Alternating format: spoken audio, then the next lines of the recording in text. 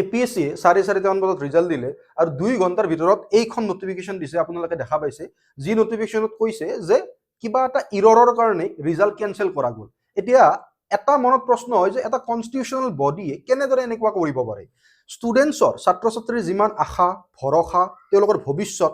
কেনেদৰে তেওঁলোকে সপোন দেখিব এজন APSC অফিচাৰ হ'ম বুলি এই সময়ত ইমান ডাঙৰ এটা ভুল যিখিনি APSC কৰিব নালাগিছিল সেইখিনি কৰি পেলালে এতিয়া আমি জনসাধাৰণে কেনেকৈ ভাবিম যে APSC নিকাভাৱে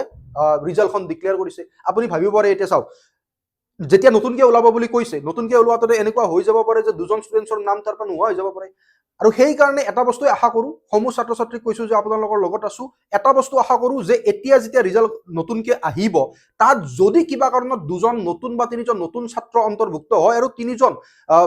ইয়াত ৰিজাল্টত থকা তিনিজন ছাত্ৰ যদি বা চাৰিজন ছাত্ৰ যদি তেওঁলোকৰ নাম গুচোৱা যায় আমাক লাগিব উচিত কাৰণ দিয়ে আপোনালোকে এই নামকেইটা ইনক্লুড বা কাৰোবাৰ নাম গুচাব পাৰিব গতিকে এনেকুৱা ধৰণৰ ভুল যাতে নেক্সট টাইম নকৰে আৰু যেটো কৰিছে এইবাৰ ৰিজাল্ট যেতিয়া ওলাব নতুন ষ্টুডেণ্টছ অন্তৰ্ভুক্ত হ'ব আপোনালোকে কি কৰিব লাগিব তাৰ কাৰণ আমাক দিব লাগিব আৰু আমাৰ ষ্টুডেণ্টছখিনিকো কৈছোঁ যে কষ্ট কৰা হাৰ নামানিবা আমাৰ ভাল হ'বই